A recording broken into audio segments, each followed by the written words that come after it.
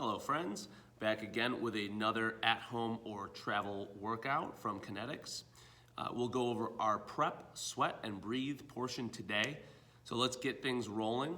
We're gonna start with our prep portion has only 2 elements today. The first one being 8 reps of alternating Turkish get-ups. The second one being 1 minute of shadow boxing. So again, we like to throw the shadow boxing in. It's a little bit fun. You can be creative, be a little bit fluid with your movement.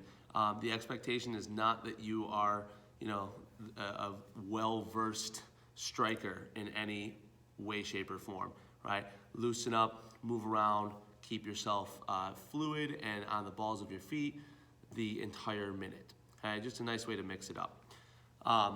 As far as our Turkish get-ups, if you don't have anything to hold for these, that's fine. Just do them body weight. Otherwise, you can absolutely grab a kettlebell or a dumbbell or even something like a basketball or a soccer ball and balance that right up on your hand to kind of show whether or not you're stable and vertical in all those positions. You don't want it to roll off. Things like a shoe can do the same thing too. You make a fist, balance a shoe on the top of your fist, and that will kind of let you know whether or not you're keeping your arm relatively vertical and moving with control. But let's get started with just what we're looking for the movement.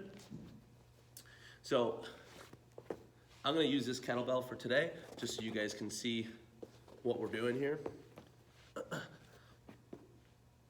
If I'm using a kettlebell, especially if it's heavy, I wanna make sure that I start by turning in towards that element, whatever it is, in this case the kettlebell, handles at my chest.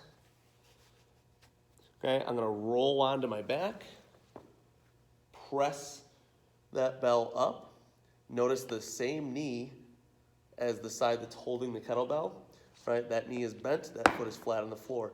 From here, I wanna push through that foot. I wanna push through my opposite elbow that's on the floor beside me, out at about a 30-degree angle or so.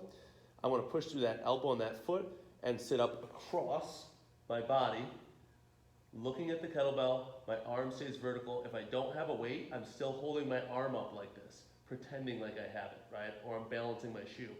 From here, I'm gonna extend that left arm. Then I'm going to lift the hips, sweep that left leg back, bring myself up into a lunge position, fix your feet if you need to, stand, and then we're gonna reverse it back down. I'm gonna step back into a reverse lunge. I like to spin my foot to the side.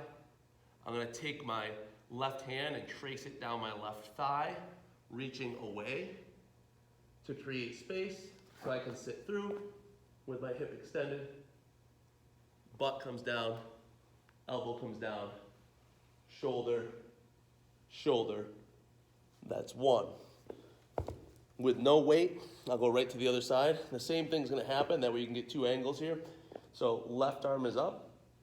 Again, I'm gonna pretend like I'm holding weight, maybe balance a shoe here, maybe put a basketball or soccer ball in my palm and balance that.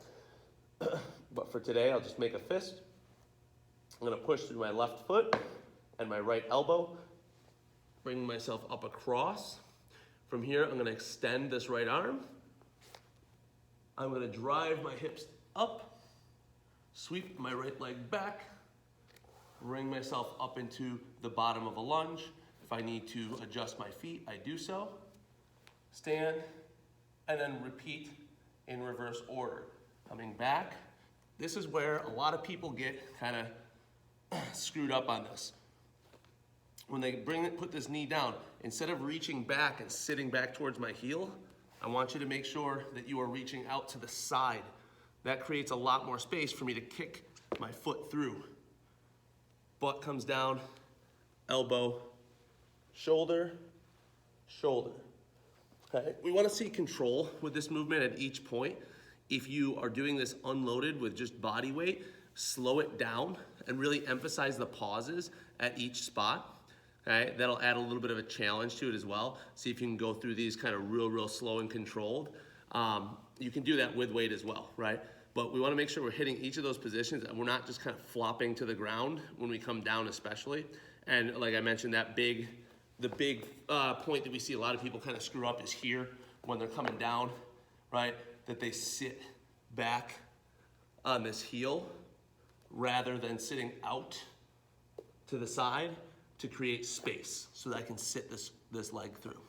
All right, so just keep that in mind. If this is an unfamiliar movement for you, you can obviously, you can adjust this by just not finishing the whole movement. Good place to start is simply getting yourself up, palm, hip. All right, so, and then right back down. So we do that sit up portion, come to the palm, elevate the hip, back down. If this is really new for you or totally unfamiliar, and it's too many steps or too confusing for you to move through it. Cool? So you have 8 reps there, alternating sides, okay, nice and controlled. 1 minute of shadow boxing. Remember I told you, just keep yourself moving, light on the balls of your feet, okay? Keep your hands up. If it's all jab and cross, that's fine, okay? Jab being your non-dominant hand, cross being your dominant hand, okay? Get a little bit of hip rotation and movement in, right? As I'm light on my feet, if I throw that jab cross, I'm gonna turn, squish that bug, rotate the hip, right? And throw the punch. Move around the room, have a little fun with it. And like I said before, channel your inner Muhammad Ali here. 3 to 4 sets there with our warm up, and then we're moving on. Sweat today, 6 to 8 sets. We have 6 to 8 repetitions of a glute bridge with a 5-second isometric hold at the end of every rep. So we have isometric holds for 2 movements here today. This one is after each and every rep. That means that this set should take you at least 30 seconds, 40, 45 on the longer side of that, right? So what we're looking for on our backs, feet in the floor, brace through my belly, and I'm going to push through my heels, squeeze my butt at the top, and back down. Now, the isometric is the hold at the top. So I'm controlled up, here, 1 1,000, 2 1,000, 3 1,000, 4 1,000, 5 1,000, and then back down into rep 2. So holding that repetition at the top, really hard glute contraction here, okay? Make it as challenging, as max effort as you possibly can with that flexing of your butt, okay? So 5-second hold there. Immediately, we're gonna come up into a sumo hinge jump. So really just a variation on a jump squat. And what we're trying to accomplish here is get a little bit more posterior chain work, which can be difficult with body weight only. So all I'm doing is, much like a jump squat, I'm gonna get myself into a sumo position, so wide feet, okay? I'm going to hinge instead of squat, right? So instead of squatting all the way down and jumping, I'm going to get in my sumo stance, hinge back, and as I come out of it, I'm extending the hip. So it just becomes a jump out of that hinge position. Notice, quick, explosive hip extension, squeeze the butt, land, go right back into it, okay? So just a variation on a squat jump. Instead, this is a hinge jump with our feet in a sumo position. 10 to 12 reps there. After that, elevator push-ups, okay? These can get tough. If you need to, elevate your hands, okay? I have a bench here, can show you real quick, but what we're looking for is a stop. You start at the tall plank, stop halfway, stop just off the ground, back to halfway, back to the top. That is 1 rep. So your elevator push-up will look like this. Halfway, down, halfway, up is 1. We want to see that nice traveling plank. If I need to elevate my hands, it's the exact same protocol. Squeeze my butt, brace my belly, okay? Halfway, chest right off the bench, halfway, and up.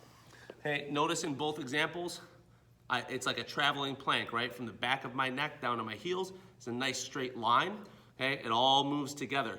If I elevate my hands, make sure that whatever you're putting your hands on, bench, a couch, a chair, whatever you have available, that's coming down to your chest level, right? A lot of times people will elevate their hands and then bring their head to the couch or the bench or whatever it is that they're using, right? Mimic like a bench press, right? We want that element coming to our sternum. Cool. After we get 4 to 6 reps of those, it's an isometric hold at the top of the last rep, okay? So our glute bridges, we're holding every single rep for 5 seconds. For these, we're holding for 30 seconds at the end of the set, okay? So you'll perform your 4 to 6 reps. At the last rep, here I am, number 6, boom.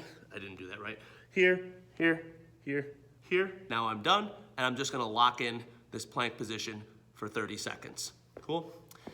Last piece that we have, Russian twists. So these can be done with or without any extra weight.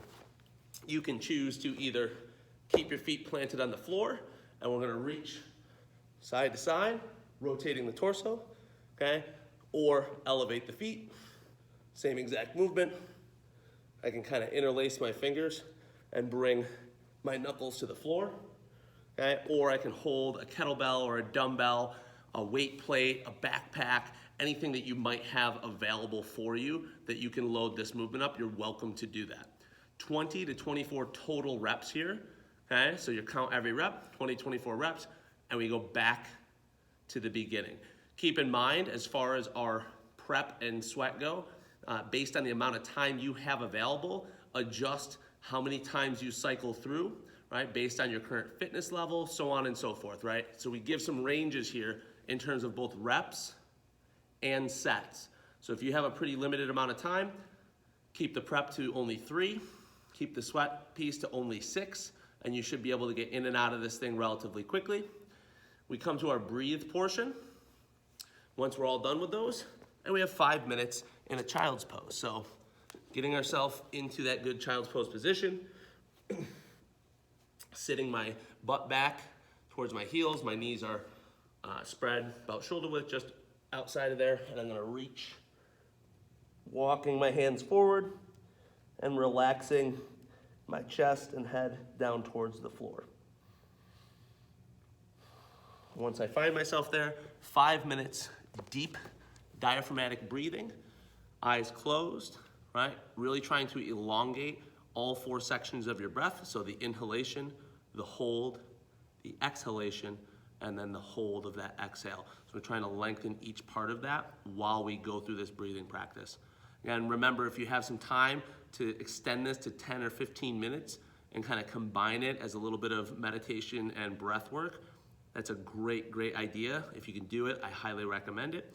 Otherwise, don't skip it, get your 5 minutes in, and then enjoy the rest of your day. Have fun, guys. We'll see you next time.